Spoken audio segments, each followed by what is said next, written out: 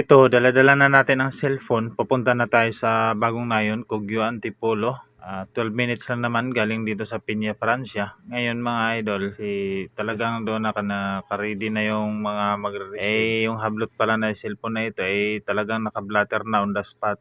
Kaya ngayon, komplikado ang ating deliver. Pati tayo ay mag-testify tayo doon sa may police station sa Bagong Nayon, idol. Cooperate na lang tayo kasi nandito na, napasubo na tayo mga. Kailangan nating tapusin itong ating deliver.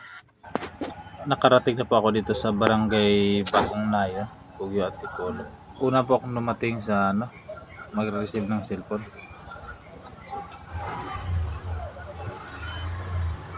Ang dami nila Shout out, parang parang sumugod sila ng gira. Thank you.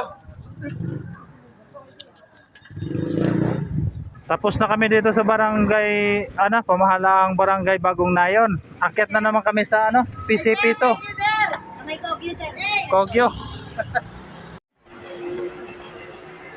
At pinabalik lang din kami sa barangay ng Bagong Nayon kasi doon ang report doon ng notaryo. Guys, ito yung cellphone na vlog ko. Tapos ngayon naibalik na natin sa may-ari ni ma'am. Kaya pala sila nahablutan napili kasi medyo may kaliitan. Tapos ngayon marami siyang backup. Ito po. Ayan, accomplishment. May police report na. Thank you po, thank you po. Thank you. Yan. Mission accomplished. Ayun lang ang masasabi ko mga idol sa nakabili. Naawa tayo pero ang tinatawag doon, ignorance of the law accuses no one. Kaya kailangan po nating maingat sa pagbili kasi pasok dito ang anti-fencing law. Ingat bago bibili. Kasi kahit hindi mo alam na nakaw yung gamit na nabili mo, sabit ka pa rin, makakasuhan ka pa rin. Kaya maging mapagmasid at i-check natin palagi kung ang binibili nating gamit ay hindi ba galing sa nakaw, mga sir.